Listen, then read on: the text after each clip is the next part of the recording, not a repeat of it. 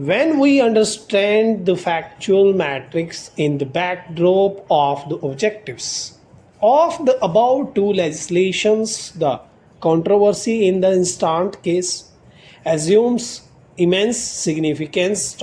There is an interest of the bank in recovering the non-performing assets on the one hand and protecting the right of the blameless tenant on the other.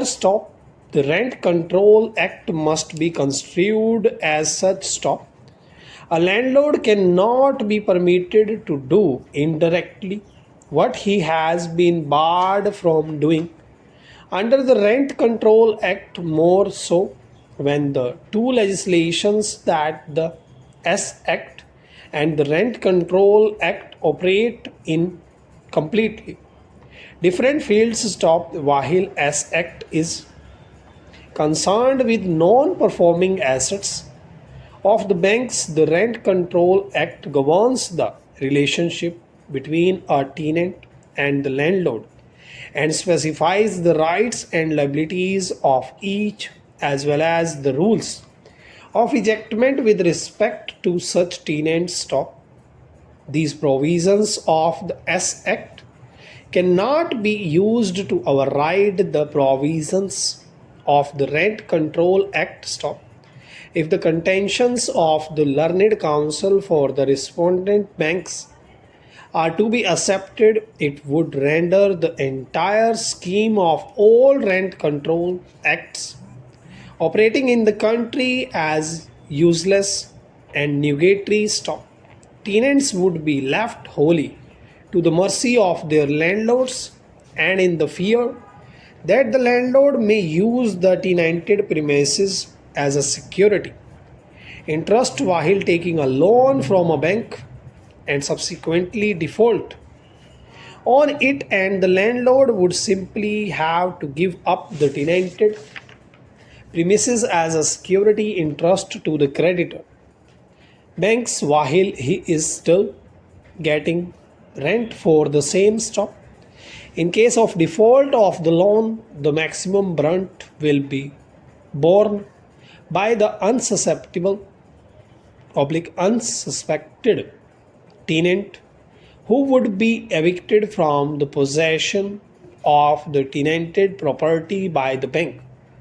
Under the provisions of the S Act, under no circumstances can this be permitted, more so in view of the statutory protections to the tenants under the Rent Control Act, and also in respect of contractual tenants, along with the possession of their properties, which shall be obtained with due process of law. The issue of determination of tenancy is also one which is well settled.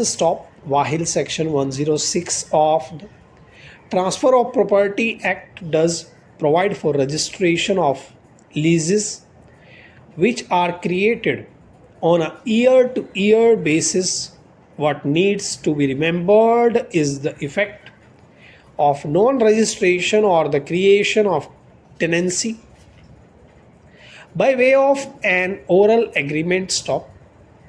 According to Section 106 of the Transfer of Property Act, a monthly tenancy shall be deemed to be a tenancy from month to month and must be registered if it is reduced into writing.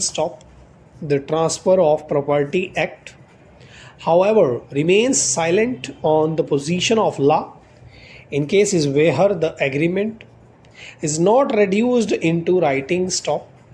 If the two parties are executing their rights and liabilities in the nature of a landlord-tenant relationship, and if regular rent is being paid and accepted, then the mere factum of non-registration of need will not make the lease itself nugatory. अगर video अच्छी लगी हो तो like जरूर कीजिएगा और comment section में अपनी शॉर्टहैंड से रिलेटेड जो भी परेशानी है उसे जरूर डालिएगा।